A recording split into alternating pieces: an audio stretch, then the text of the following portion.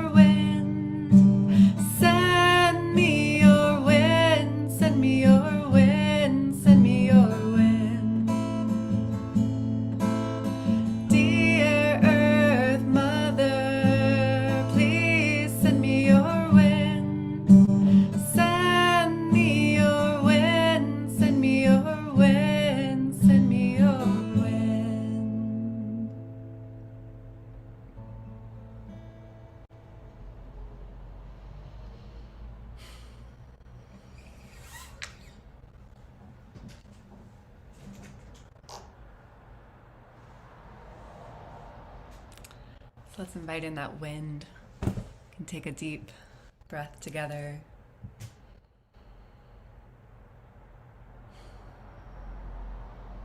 As we move through the four worlds of Kabbalah, as our Tu B'Shvat Seder invites us to do, each successive dimension or aspect of our being and of our reality builds upon the last. So I'll share my screen with you just one moment.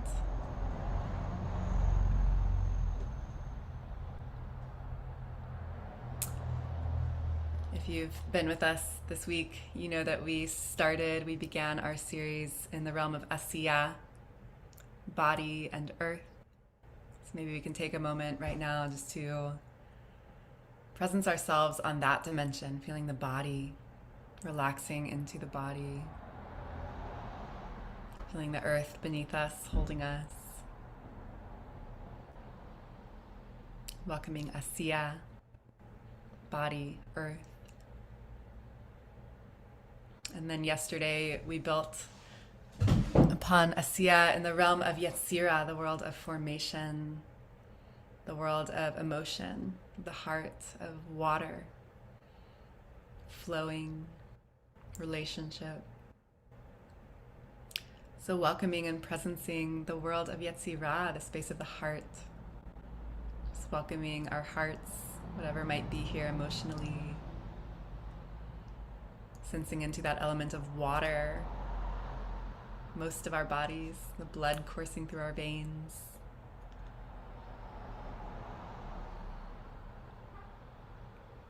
And today, building upon both of those foundations, we enter the world of Bria, the world of creation. Breshit bara Elohim bara Bria. the world of creation. And Bria is associated with the dimension of mind in our beings, the dimension of intellect, the dimension of awareness, and the element of air, the element of wind.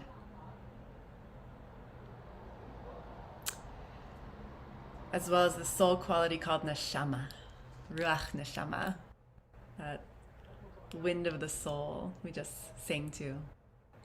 And that word for soul, neshama, associated with that cognitive level, is also associated with our breath, which makes sense given its relationship to air. The word for breath in Hebrew is neshima, neshama, neshima. And so we are going to explore that element of air today, and specifically through getting in touch with our breath and the empty space that actually brings us into life in every moment. So I think in each one of these levels, in each one of these worlds, we've started at the beginning. Actually, we've gone back to the beginning, to Breshit, to Genesis, our creation myth. And you're welcome to follow along here with me in the source sheet, or just listen. But we see here in our source sheet that from the very beginning we have this Ruach Elohim, the Spirit of God, hovering over the surface of the waters.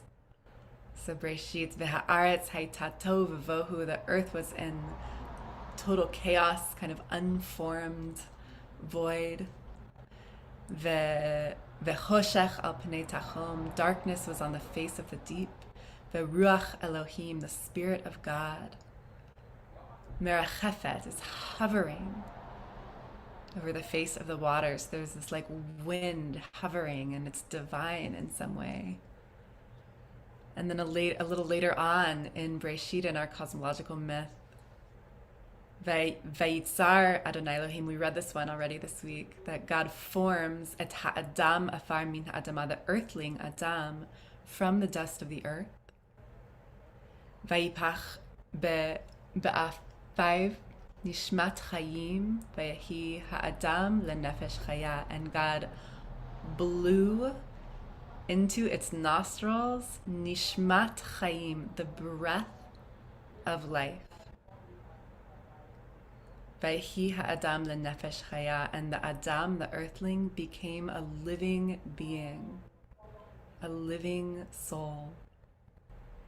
So we see here that our breath is associated, it is our soul. Actually is our soul. It's part of our soul, and it is breathed into us continually. It is given to us by the divine. There's another beautiful reference in our Tanakh that brings this out much further than Bereshit, from the book of Job. Ruach el ashatni v'nishmat shaddai. Sorry, the font is small. Techayini. So that Spirit of God, the Ruach of God, formed me. And that breath of Shaddai, that breath of the Almighty, of the Provider, continually sustains me, continually renews me on an ongoing basis. And there's something about the breath that I find to be so gorgeous and so beautiful in connection to these four dimensions of our being: body, heart, mind, and soul, which is the way that our breath, this nishmat chaya, this breath of life that truly breathes itself. Speaking of wind, there's a lot of noise coming in from outside. Let me just close my window. There we go.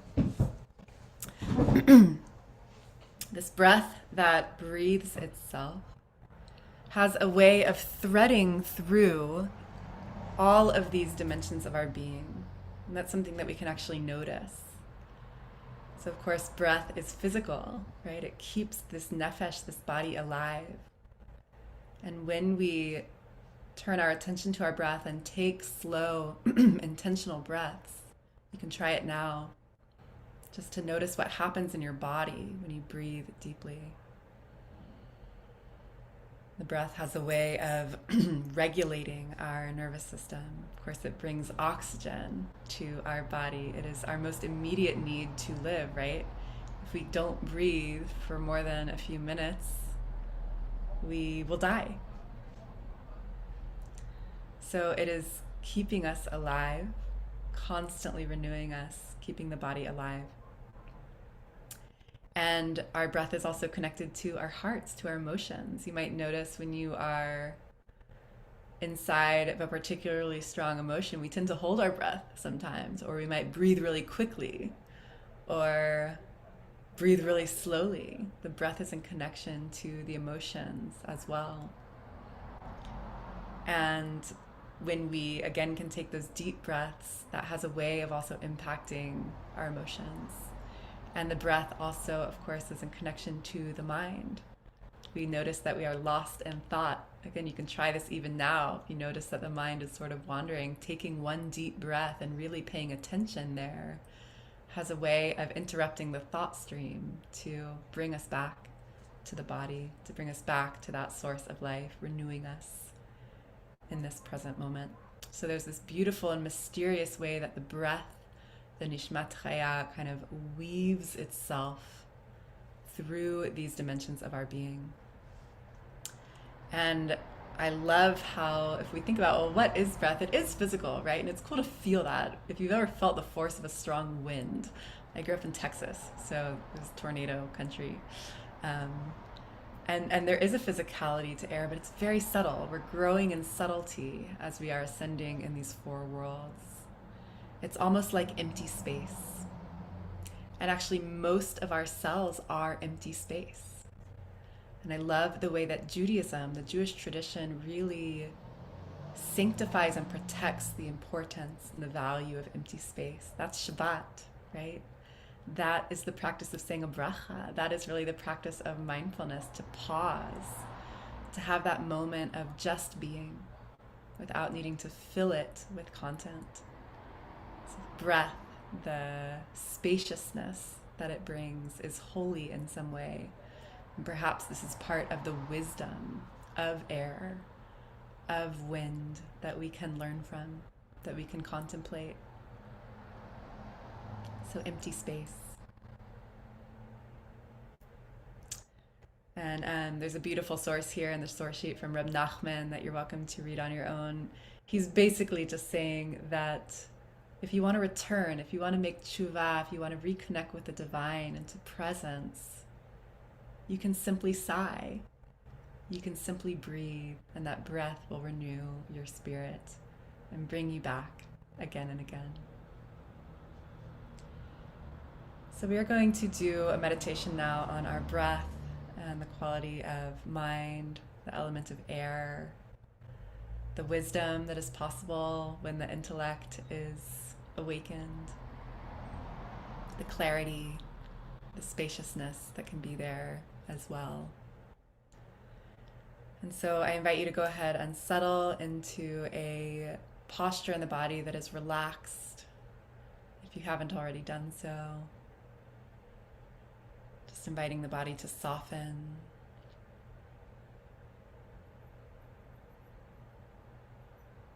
Also sensing into a quality of alertness, wakefulness.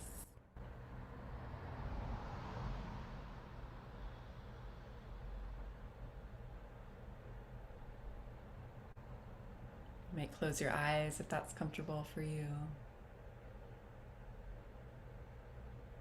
Becoming aware more fully of this present moment as it is emerging.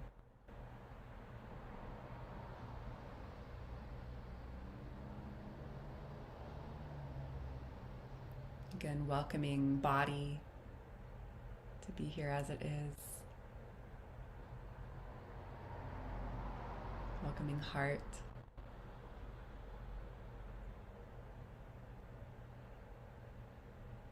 And welcoming mind.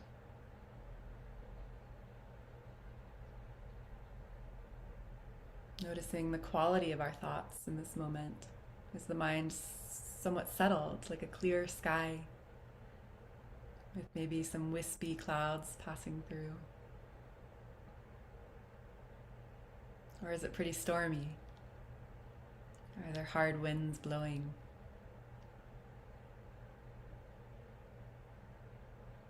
There's no right or wrong, just noticing what is the quality of the mental space.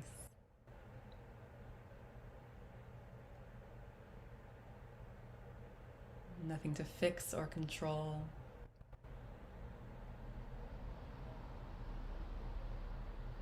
Simply observing with awareness as thoughts arise and pass away all on their own, like weather moving across the sky.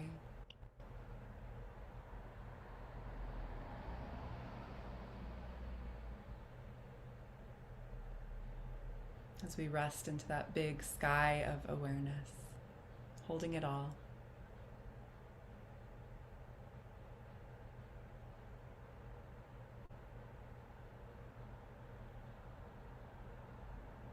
And if you notice the mind wandering in such a way that you're getting lost in thought, a gentle breath. A gentle breath can return you to awareness. Nishmat Chaya.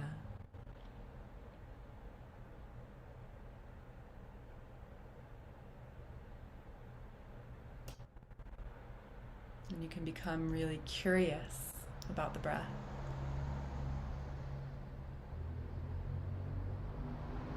The physical sensation of breath.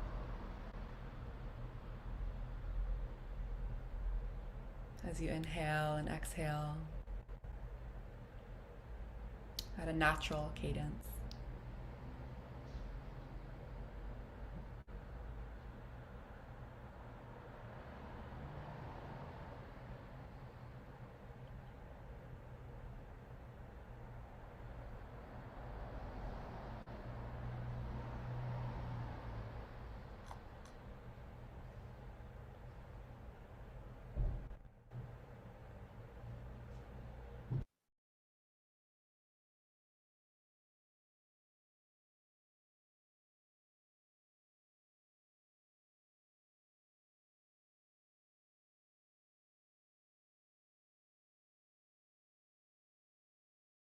Perhaps contemplating the mystery of breath. How is it that this breath breathes itself? We don't even have to know that it's happening. Are we breathing or are we being breathed?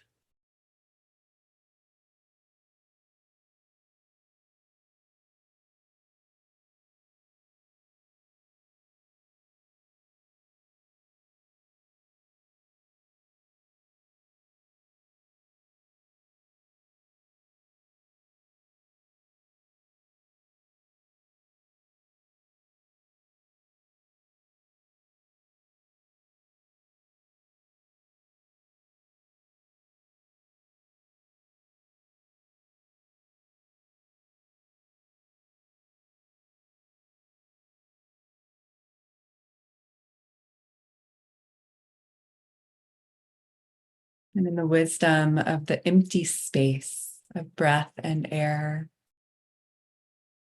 simply resting in the silence. Resting in the silence of being.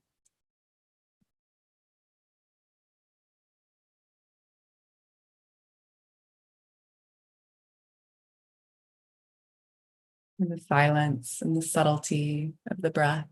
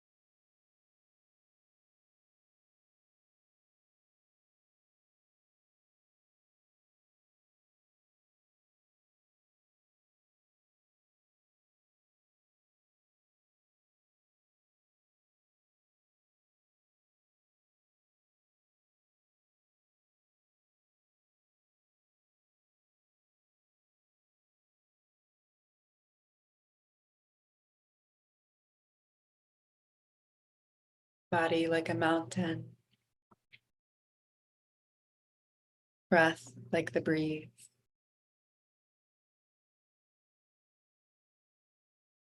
Mind like the sky. Infinite. Radiant.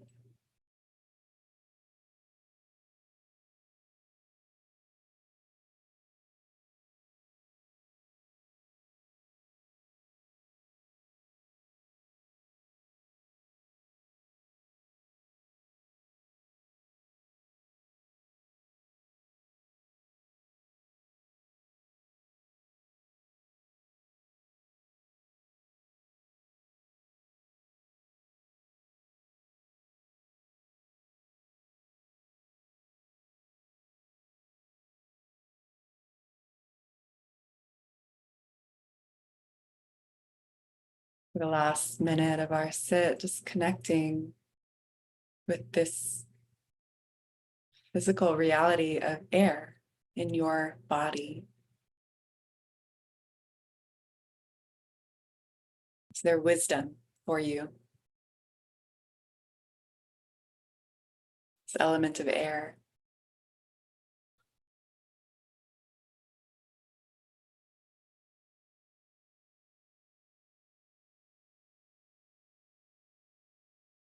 What does air know about life?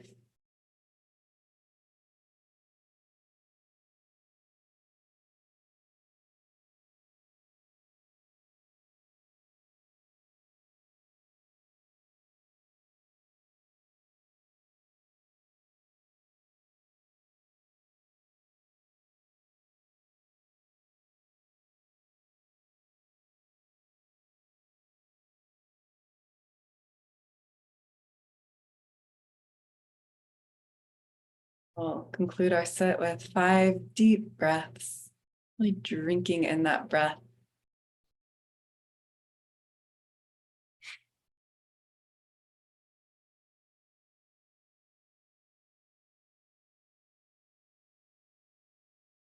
Breathing into any places in our bodies and our hearts that are in need of spaciousness or clarity, vitality.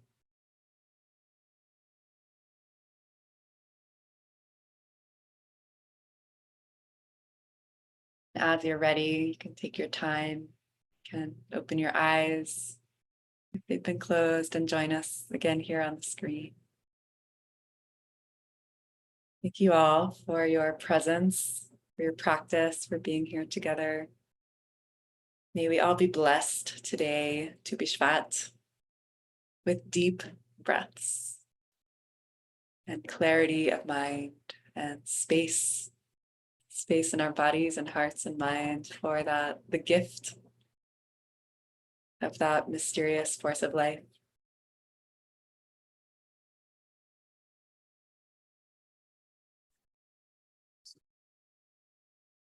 Seal the practice as we do each day, offering those of you who are in mourning an opportunity to recite the Mourner's Kaddish. If you're observing a yard site, so you're accustomed to join in, you're welcome to do so. If you're not participating in the Kaddish, we ask that you please stay present for those who are for a few minutes and offer your support and compassion for those who are in mourning. You can put the name or names of those you'd like to, who you're remembering and honoring today in the chat, either now or after you recite the Kaddish. And if you're reciting it, you're invited to join me, rise in body and spirit, and you can unmute this time.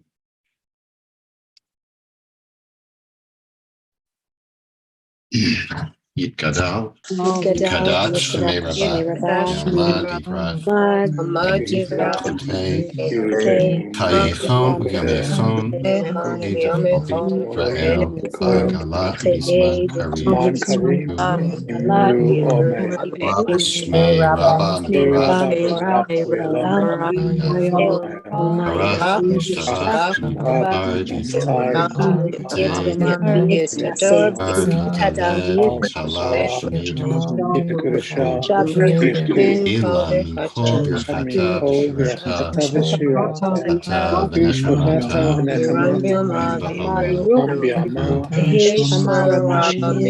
Ba'omer, Lama Rabba Shamaya, Ko Yisrael, Shalom,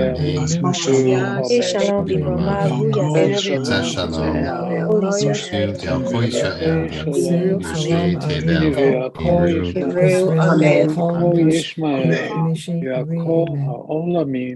Imru, Amen.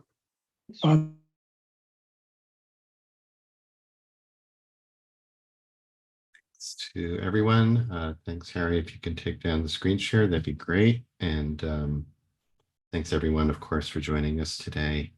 And we hope you join us tomorrow. This beautiful series on practicing with the elements will conclude tomorrow. Sit into Shabbat together with the theme of fire. And Perfect can prepare to light our Shabbat candles together with the fire that we generate in our practice tomorrow. Very much look forward to that. Thanks to Rebecca for leading this really exquisite series all week. Happy Tu B'Shvat, Chag HaIlanot Sameach to you if you're leaving us now. As always, you're invited to stay on for conversation. If you'd like to offer a question for Rebecca to respond to, please put that in the chat. Preface it by writing question in all caps, and I'll try to keep an eye on that and work the questions in, or just feel free to share your reflections on your experience with practice today. Thanks to Harry Goboa and Andrew Schumann for holding our space, our tech space today. And Rebecca, let's bring you in. And also we'll just do a quick shout out that Tuesday's meditation that Rebecca led is now our featured podcast this week on Jewish Meditation for Everyone. So those of you who are podcast mavens or would like to become a podcast maven or would just like to access practice in an audio format, I just put the link in the chat, and you can find that wherever you access podcasts. Jewish Meditation for Everyone. Once again, really beautiful, Rebecca. Thank you so much. I actually, it's interesting, like the ambient sound. I'm sorry about that. No, I was going to know. Well, first of all, just let's just notice that. Like for me, it was interesting because to me, I heard it today because of your teaching as the sound of the wind. So it wasn't problem for me. It wasn't problematic, and really it just gives an opportunity to say something about that. Like people often assume that in meditation it has to be absolutely quiet, or if there's street noise or or something's buzzing or whatever. So maybe say something about that.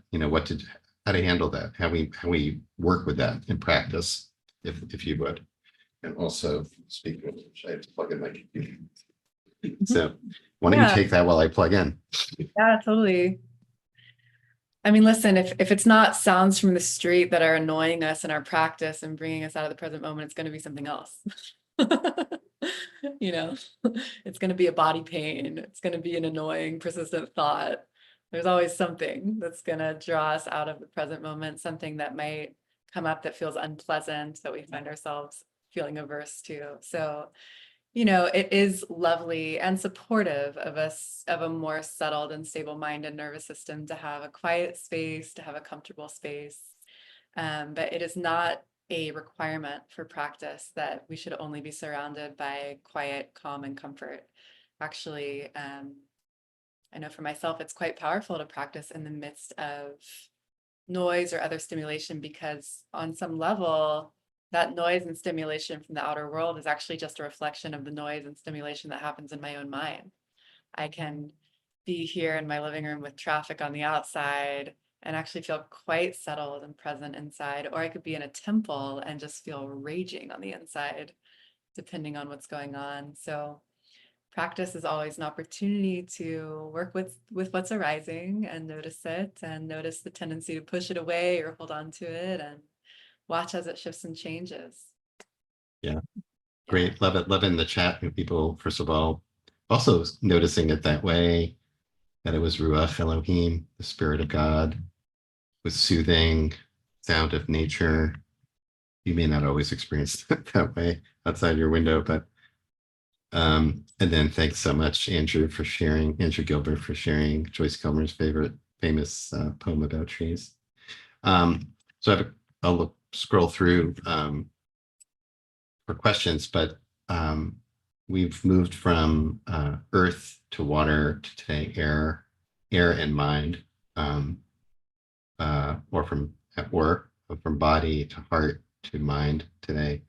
So I want to invite you to talk a little bit about the connection between, I mean, I think you made this connection, but maybe let's lift it up a little bit between those, what they represent. The connection between, like, what's the connection between wind and mind? How is the mind like wind? Or how is the wind like mind, would you say? Yeah. Yeah, absolutely. I want to answer that. And I also just want to acknowledge and say thank you to, I think Harris mentioned just that the breath is not always easy and effortless, and breathing itself for everyone. Sometimes it takes real conscious effort, and that's absolutely true. And I meant to say this, and I'm sorry that I didn't, that in mindfulness, it's generally advised to choose for our anchor, for our attention, something relatively neutral to pleasant, even as far as the sensation in the body. And for you, that might not be your breath. Sometimes the breath actually can be very stimulating. And so in that case, again, when it's not overwhelming, there might be some unpleasantness, but if it's not overwhelming, that could be a really fruitful place to really actually bring curiosity to and be with Mhm. and inquire into. If it is overwhelming, we would not advise to really like sit in that. But there's, yeah, many different ways of relating to the breath. So to answer your question, mind and wind, mind and air. One thing that I really love and appreciate about this model of the four worlds is the way that the worlds are ordered. And there's an intelligence in their order. And I think we've mentioned this before this week, that they are basically, as we're ascending through the four worlds, we are growing in subtlety, right? So the body and earth is like the most physical, grossest. And then emotions are one level up in subtlety, where they're still pretty strong, right? We can also feel them in the body, but they're not as obvious as the physical dimension of our being. And then mind is even more subtle. Spirit is even more subtle. Mhm. And it's interesting for me to, when considering the correlations to the elements, it's actually kind of similar, right? Like earth is Mhm. here, it's hard, it's like gross, Right. and water is kind of more subtle, it's more fluid, but it's still quite physical. We can really It can't feel. be contained, right? Water you can put in a vessel, but air you really Water can can't. be contained in a vessel, yeah. Yeah. But it goes everywhere effortlessly. It wants to go when it's in its liquid form. And then air is more subtle than water. We can still feel it, especially if there's a strong wind, but sometimes we really can't, or we're not even aware of it. And so, yeah, it's just like cool to feel that. And even I'm thinking a lot in this series about how these elements, all of them in their own ways, are the source of our life. They are all sacred. They all give us life. And so we spoke yesterday about how we are water. Water is life. In our tradition, water is so often associated with life, the rains, Torah, fountains, wells, and also air. The breath is what brings this nefesh, this body, into life. And it's interesting there also to think about the subtlety, like the immediacy with which we need each of those things for our lives. And what I mean by that is we need breath. We can't go more than a few minutes without breathing until we would die. Whereas water, we could probably go a week, a few weeks, maybe without water, maybe less than that, but longer than air, right? And then food, we could go even longer. Mhm. So that's also really interesting. And tomorrow we'll get into spirit. Mhm. And that's maybe even more like, that's really where that spark of divine life is in us. So I don't know if I answered your question. Those were just some other Yeah, like. you did. You did. You did. That was good. That was great. That was great. It actually leads really nicely. Pauline asked put a question in, which it was related to my next question. She's asking, why are these states or dimensions, right, of the body, emotion, awareness, or mind, why are they worlds? Why do we call them a world? Like, why is this 4 worlds rather than aspects of a single world? Okay. And I was going to ask you because, as we sometimes say, these are interpenetrating, right? They're like they're like a nested doll in a way. They're all included in each other. So I just wanted to share her question. It's interesting because in Kabbalah, of course, we also have the sphere of these different emanations or aspects of the divine, and there are 10 of them. And there was always controversial in Jewish tradition, like, how can you say there are 10 different? Isn't it just one? And the Kabbalistic response is, it is one. It's just 10 aspects of the one. So maybe this is true here as well. Yeah. So thank you, Pauline, for this question. Oneness. Let's talk about oneness. So oneness of being, oneness of divine, there being one God, Echad. This is a central tenet in Judaism and our conception of the divine. And yet within that oneness, here in the realm of being a human in the world, we experience separation, right? We experience distinction. It's actually necessary for us to be in relationship with one another. And in our mystical cosmology, the mystics would even say, well, that's why the world was created in the first place. God was kind of lonely. God was like, I need an other. I need there to be distinction and separation so that my creations can, so that I can experience love and relationship. So within the oneness of being, according to our mystical tradition, that oneness is differentiated. And our tradition offers us maps of understanding how within that greater oneness of being, there are different parts and dimensions of it that are all in relationship in a particular, intelligent, rhythmic, ordered way. And chaos is included within that order. It's not separate. And so, yes, the Sefirot in the Kabbalistic tree of life is one of those maps, and the 4 worlds or the 5 worlds is one of those maps. Those also relate to one another. Everything is in relationship to everything else. And so to your question, Pauline, yeah, it's important to note that when we say 4 worlds, we're not talking about 4 separate worlds. It might even be more correct to say 4 dimensions, 4 aspects of one world, of one universe, one cosmos.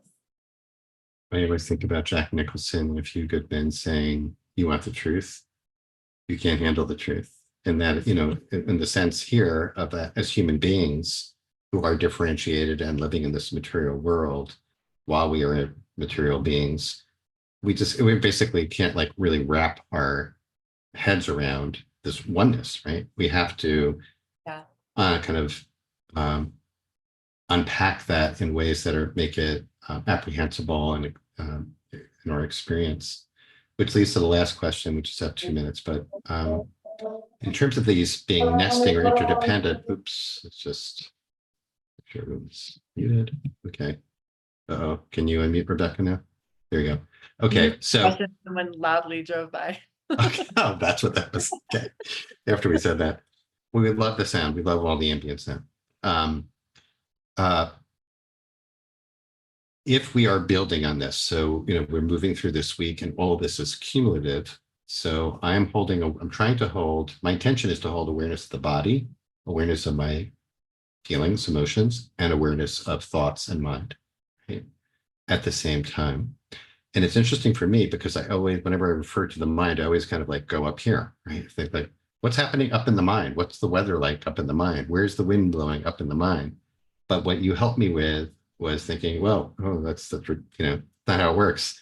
It's not like it's limited to this. The mind actually pervades the body. The mind is in the emotions. It's really what you were just saying. It's all one. It's all one thing. Even though we're going day by day by day, right? So I don't know, we're at time. So, but if you want to give you a quick word on just to end this. Paying attention to any one of those with real awareness and feeling is a gateway into the rest of them.